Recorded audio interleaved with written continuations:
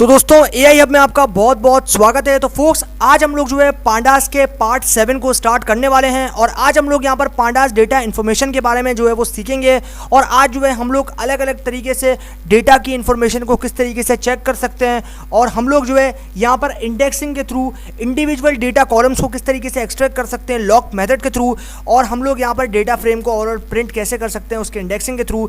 ये सारी चीज़ें जो है हम लोग यहाँ पर देख सकेंगे। तो आज हम लोग स्टार्ट करते हैं बिना टाइम को वेस्ट किए अपने सेशन को और समझ लेते हैं सारे concepts and then finally Python के साथ इसको इंप्लीमेंट करके प्रैक्टिकली भी जो है वो देख लेंगे। तो चलते हैं अभी और स्टार्ट करते हैं अपने वाले सेशन को। तो सबसे पहले आप यहाँ पर देख रहे हो कि भाई आज जो है हम लोग यहाँ पर सीखने वाले हैं पांडास डेटा इन्फॉर्मेशन के बारे में। और हम लोग पांडास के अंदर मैंने आपको सारी जो आपको जो फंक्शंस हैं या फिर जो मेथड्स हैं वो सारे मैंने प्रीवियसली आपको एक्सप्लेन कर दिए थे, लेकिन एक ग्लांस ऐसा भाई मैं हम लोग जो है वापस इसको एक्सप्लेन कर रहा हूँ और इस तरीके से जो है हम लोग इसको यहाँ पर समझ लेंगे। तो सबसे पहले आप यहाँ पर देख रहे हो कि अगर आपको किसी डेटा फ्रेम की इन्फॉर्मेशन को चेक करना हो तो आप जो है यहाँ पर सबसे पहले उस डेटा फ्रेम का नाम, उसके बाद आपको यहाँ पर इन्फो फंक्शन को यूज करना पड़ेगा और आप जो है इस इन्फो फंक्शन के थ्रू जो है उस कंप्लीट डेटा फ्रेम की जो है यहाँ पर इंफॉर्मेशन को ले सकते हो।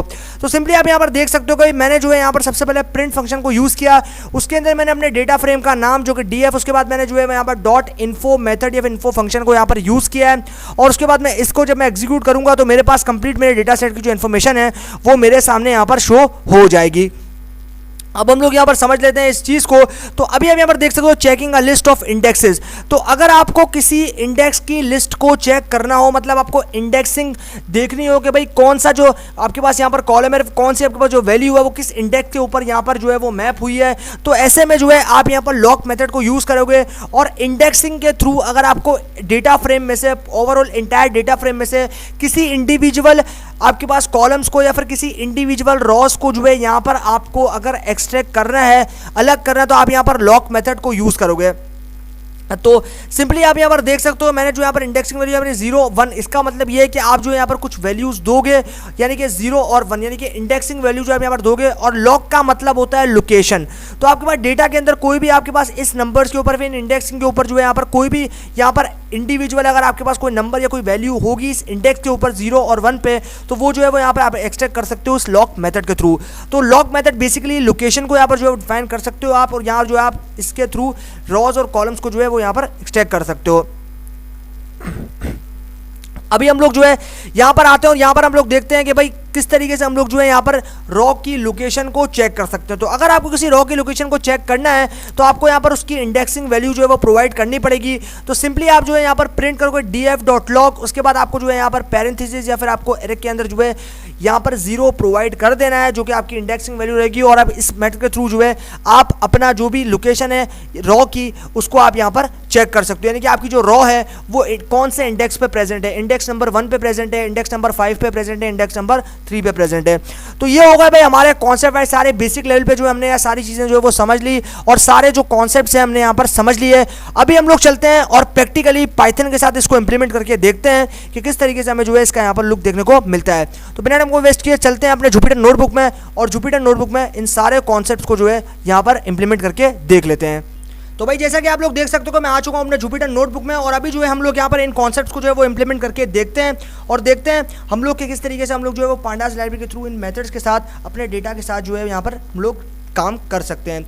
तो सबसे पहले अगर मुझे यहाँ पर डेटा को यहाँ पर इंपोर्ट करना है, डेटा के साथ जो है वो काम करना है या फिर डेटा के साथ मैनिपुलेशन करनी है, तो मुझे सबसे पहले यहाँ पर डेटा मैनिपुलेशन लाइब्रेरी जो कि पांडास है उसको यहाँ पर इंपोर्ट करना पड़ेगा।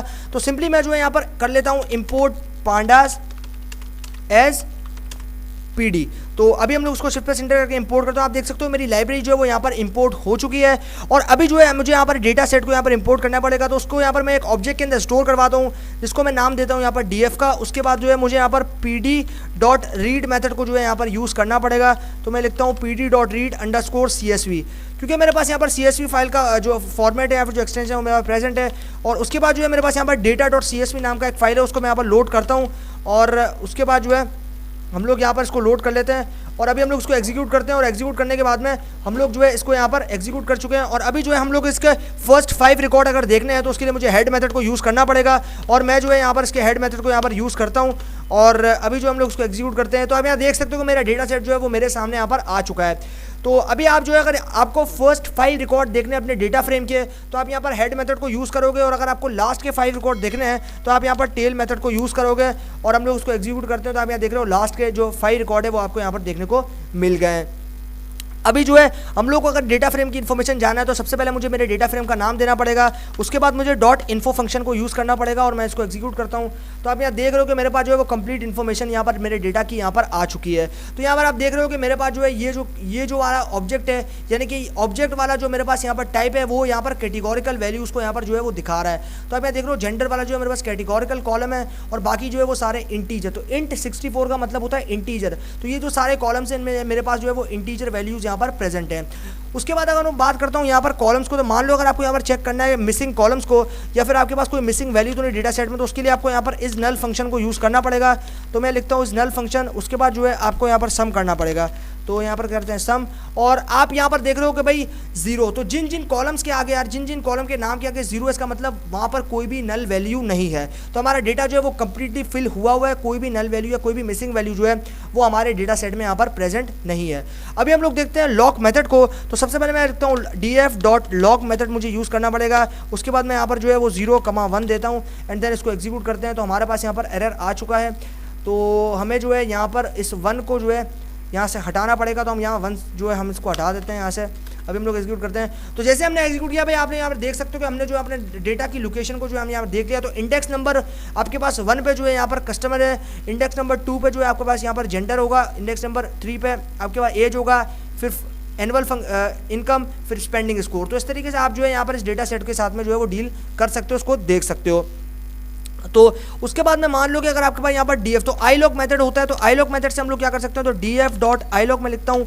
उसके बाद मुझे यहाँ पर 0,1 देना पड़ेगा। हम इसको एग्जीक्यूट करते हैं। तो अब यहाँ देख रहे हो कि भाई हमने जो है इंडिविजुअली यहाँ पर इस इंडेक्स के ऊपर जो वैल्यू प्रेजेंट थी उसको हमने इंडेक्सिंग के थ्रू नहीं बल्कि उसके नाम के थ्रू, उसके कॉलम के नेम के थ्रू जो है हमने उसको यहाँ पर एक्सट्रैक्ट कर लिया। तो इस तरीके से लॉक और iLock मेथड के थ्रू जो है आप यहाँ पर इसके साथ डील कर सकते हो। और इसके साथ में जो है इंडिविजुअल जो आपके पास यहाँ पर जो वैल्यूज़ रहेंगी यहाँ पर डेटा फ्रेम में उसको आप यहाँ पर एक्सट्रैक्ट कर सकते हो थ्रू इंडेक्सिंग, और आप जो है उसको थ्रू कॉलम नेम भी जो है वो यहाँ पर एक्सट्रैक्ट कर सकते हो। तो ये हो गया भाई हमारे यहाँ पर सेशन, और इसके अंदर जो है हम लोगों ने कुछ बेसिक लेवल पे जो सारी चीज़ें हैं वो यहाँ पर हमने कवर कर ली। और मान लो कि हम लोग जो है यहाँ पर अगर मान लो हमें किसी का शेप जानना है, मतलब अगर हमें डेटा शेट का शेप जानना है, मतलब हमारे पास कितने रॉस हैं कितने कॉलम्स हैं, तो उसके लिए हमारे पास शेप मेथड होता है।